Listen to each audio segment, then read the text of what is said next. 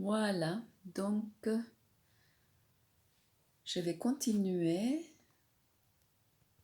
cette fois. Nous allons poursuivre et il s'agit de passer à la partie numéro 4. Si vous vous souvenez, le plan général. Nous sommes à la partie 4, c'est la place des professionnels. Donc, on avait dit tout à l'heure que la famille d'accueil exerçait une autorité conjointe, bien sûr avec l'équipe, et par extension avec les parents. D'un côté, vous, avec l'équipe, référent, chef des services et toutes les personnes qui entourent l'enfant, et de l'autre côté, ses parents. Il y a aussi le référent éducatif dans sa posture devant les parents et l'enfant en souffrance.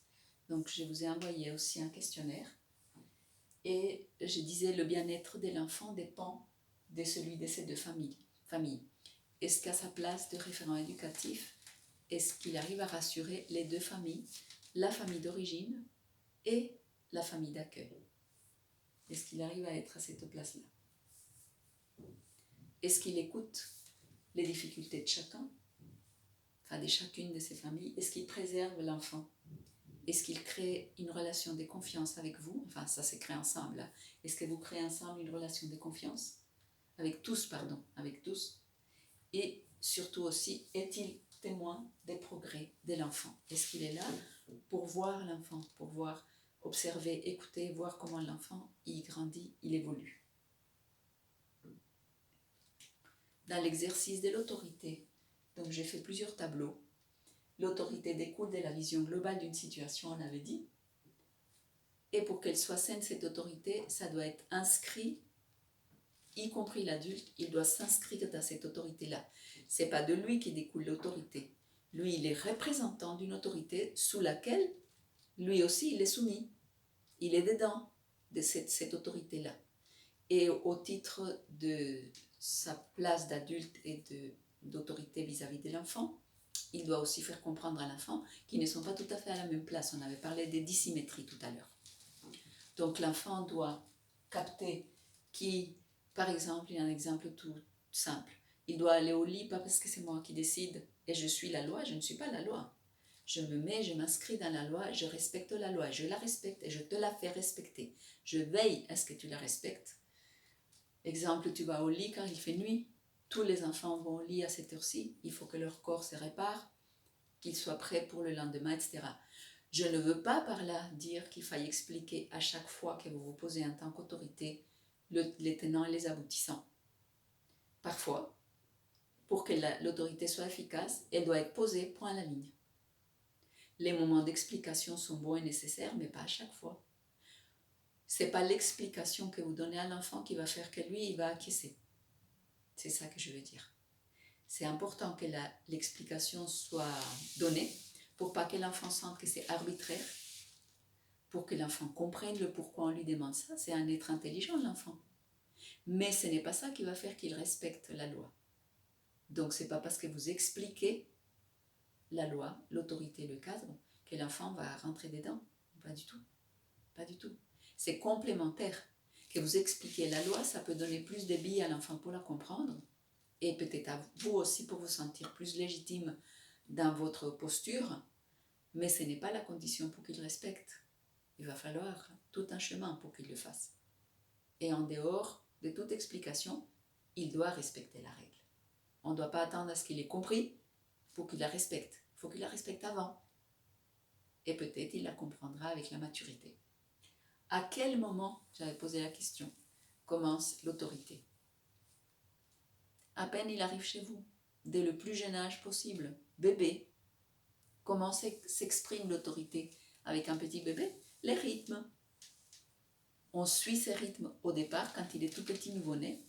On est à l'écoute de comment son corps biologiquement va présenter les rythmes qui lui sont propres.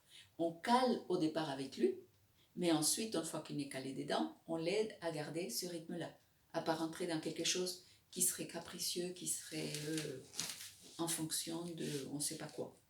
On garde cette notion de rythme. Le bébé a besoin de fermeté douce, oui. Oui, oui. En douceur, mais ferme. On est là. On tient la barrière. On tient bon. On ne fait pas en sorte qu'elle cède parce que c'est un petit bébé. Non, non.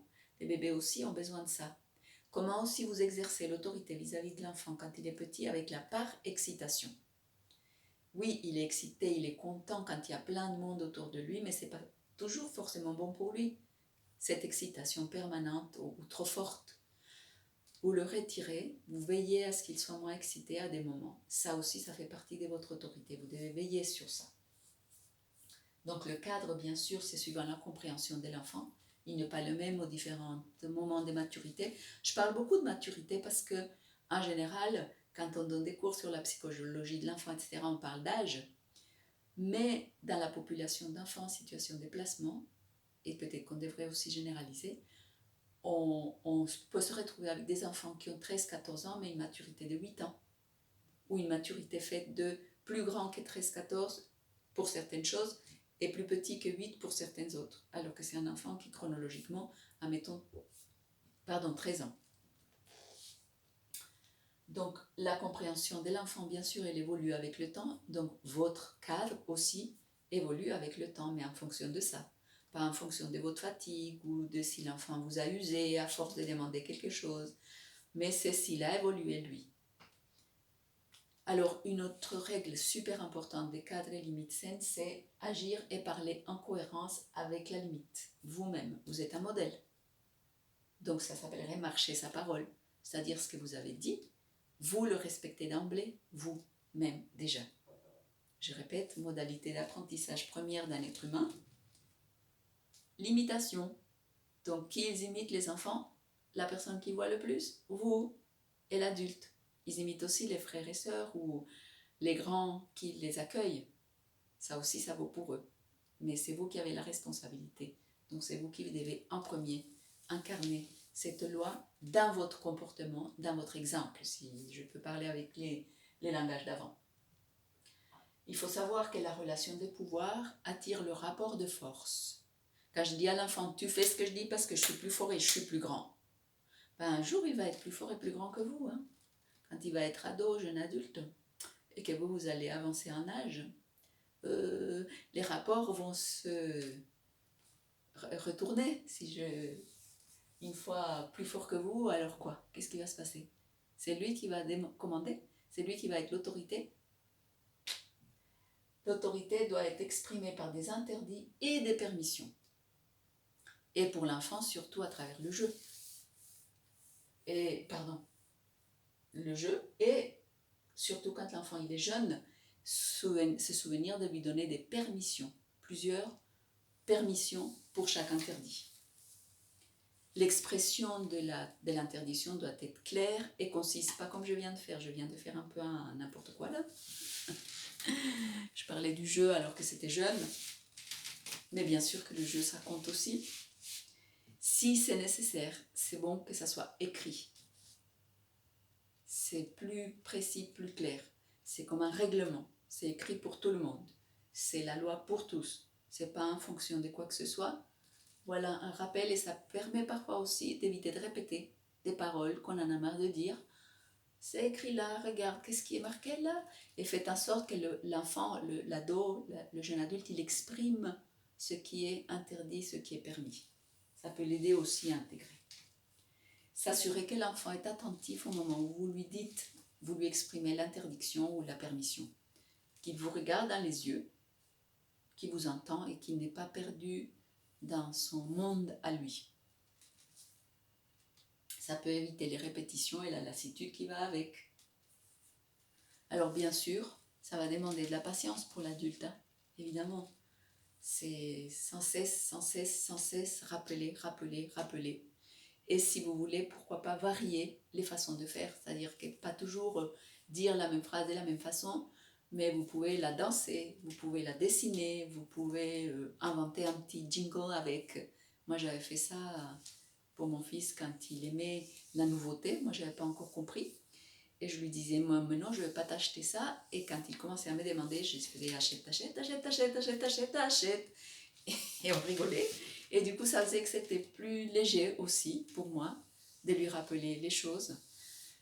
Et puis pour petit aparté, j'ai compris que ce qui était important pour lui, c'est que ça circule dans sa vie.